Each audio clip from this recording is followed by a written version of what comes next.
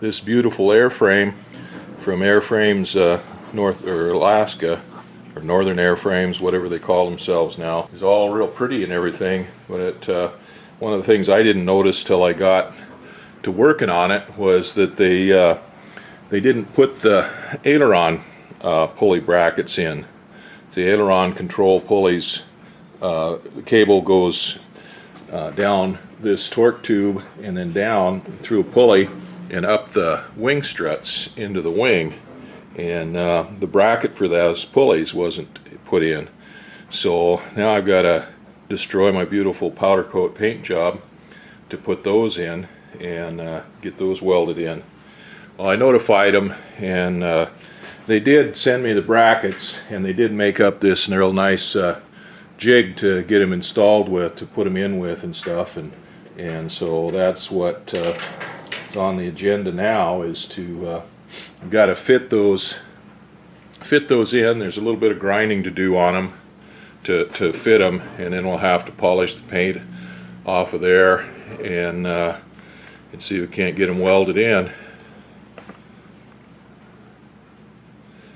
There's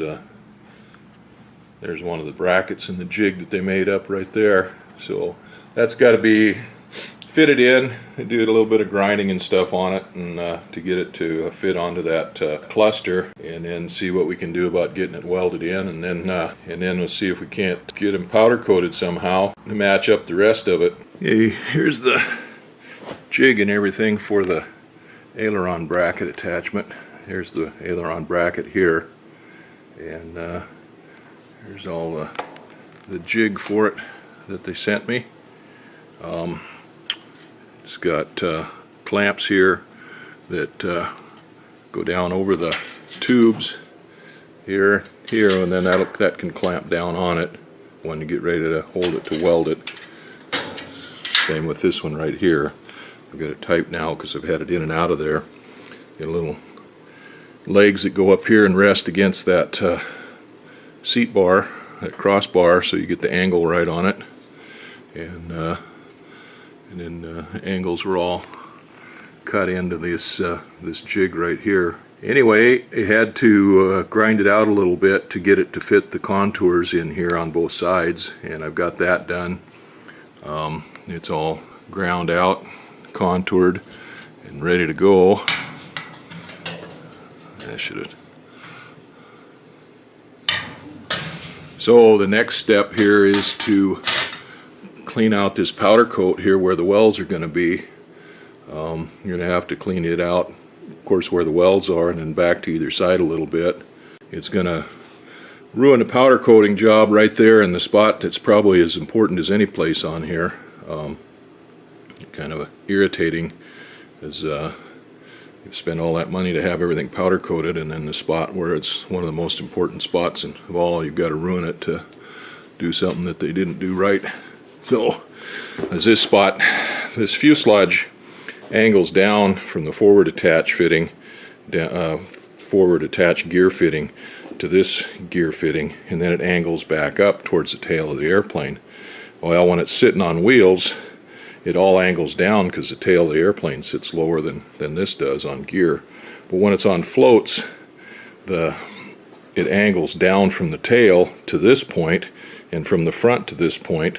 So this is the sore spot for catching water. And then you've got this bracket right here for attaching the wing struts to, and that's just a bucket for water to get into right there. And then they get fabric covering all of this stuff to help protect it, but then there's a hole right here for the water rudder cable to come, or the aileron cable to come out of. The aileron cable comes out here and goes up that wing strut, so water can get pumped right in there. And farther forward here, you don't get as much spray on takeoff and landing. You get spray off the floats when you a little bit on rough water, but right back here is where you start getting more and more spray, especially in rough water. So saltwater spray is going to splash up right there, collect on this, and go right in there on that sore spot where the powder coating is going to come off. So I've got an idea how to fix that it's not going to be as good as what it would have been if it was all a uniform powder coat job from the factory like it should have been. But anyway, hopefully we can do something about that. I've got to grind the paint off, the powder coat off of this junction down here, that cluster there, where the aileron pulley attach bracket goes on both sides. So I've got the brackets pretty much fitted in there, and they're ready to go on, so I need to get the paint off, the powder coat off of that, and trying not to throw a rig and fit while I'm doing that, because destroying $2,000 worth of powder coating here. But I don't have an air compressor up here in the shop, so I've got my little pancake compressor that I use for construction, for air nailing and stuff like that, and so I'll use it. And bought a little die grinder up here. I got a bunch of little sanding discs for it. I got a little smaller pad to put on that, so I'm going to put that on there now, and I'll use those sanding discs to try to get that paint powder coat down out of the way. Well, let's see if we got enough volume of air out of that little air compressor to do this. We got I don't know what that is, a 30 grit. You have to be careful I don't take that down too much.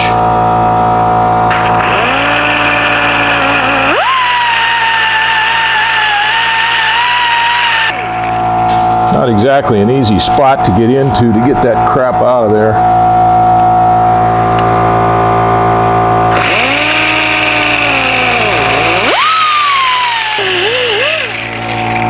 Okay. I'll put a Scotch-Brite disc on there now and kind of clean that out a little bit more. I'll put a large Scotch-Brite disc on, and then I can get kind of down into the spots a little tighter. That pretty much guarantees that I'm not going to be able to use that air compressor for the plasma torch, so.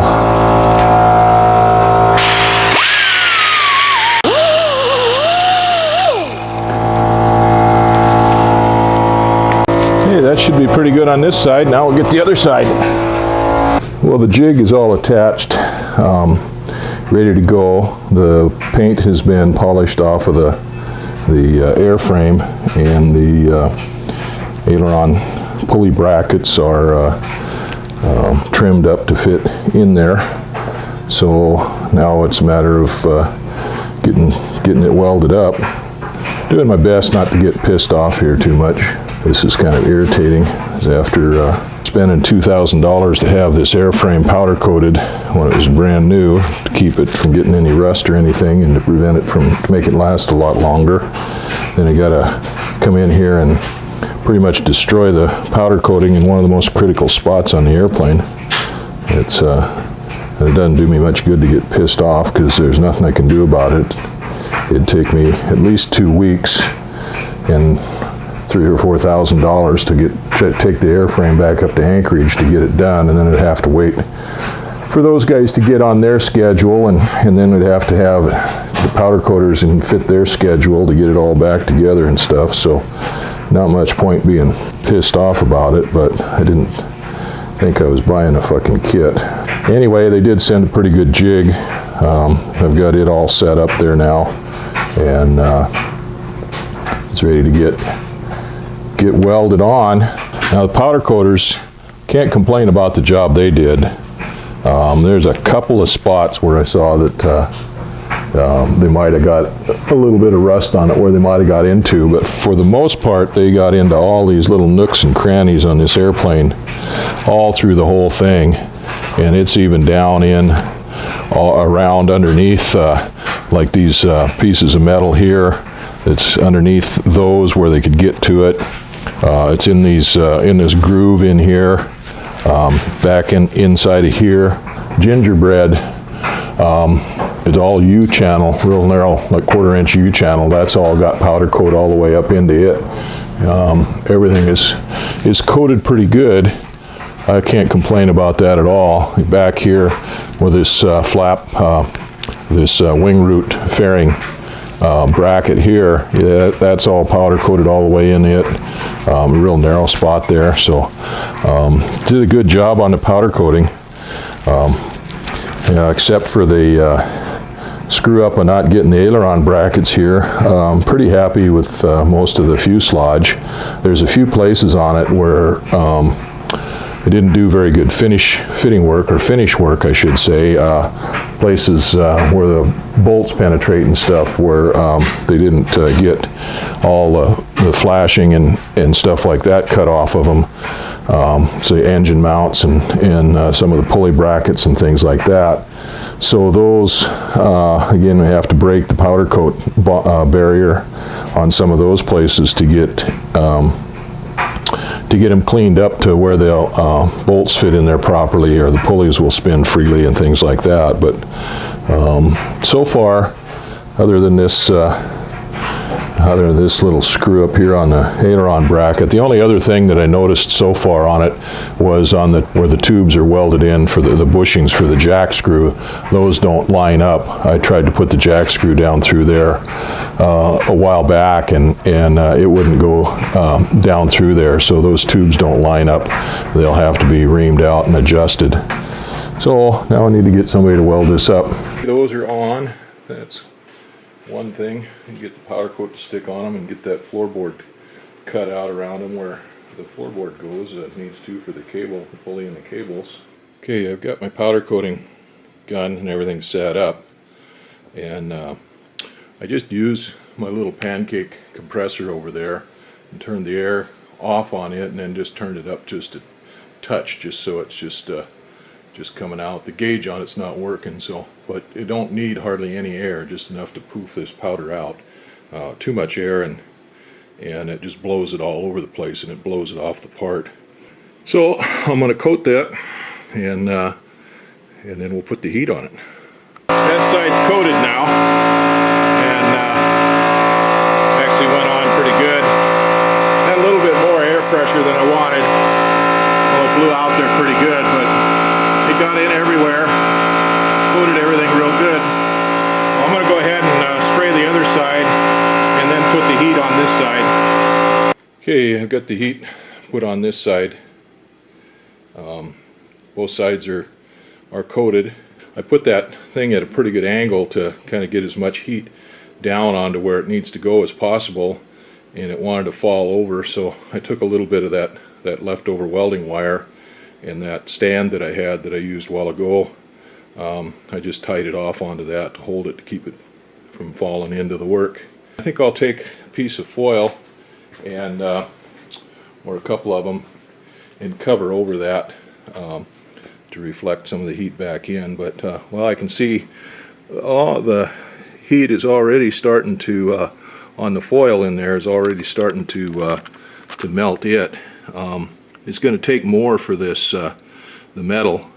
That's a 14 gauge bracket there, and of course those tubes, I don't know how thick they are, but they're 5/8 and 3/4 and 1 inch diameter tubes, so they're going to take them a little while longer to heat up. But yeah, that's starting to warm up a little bit there.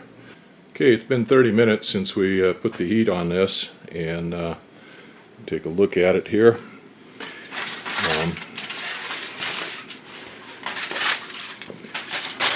Okay, those tubes, the big tubes down there, are just starting to flow out now. They're just looking pretty good. They're glossing. So it took them a long time to heat up enough for those big tubes to gloss. The powder on the aluminum foil glossed almost immediately. It took a while for the bracket to start flowing out, and then those tubes in front there that go down from the door frame, they started glossing out first, actually, before the bracket did.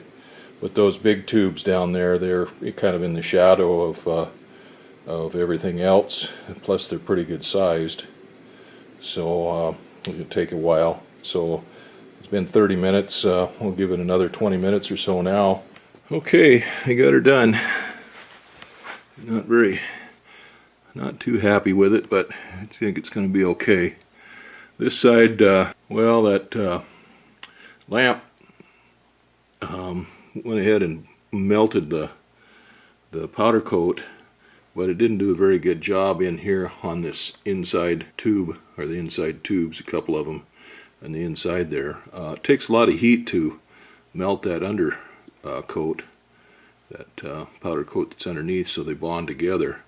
And anyway, I got tired of watching it, and it's just sitting here vertically or nearly with a slight angle to it. There's just too many shaded spots in there for it to get behind in on these back portions.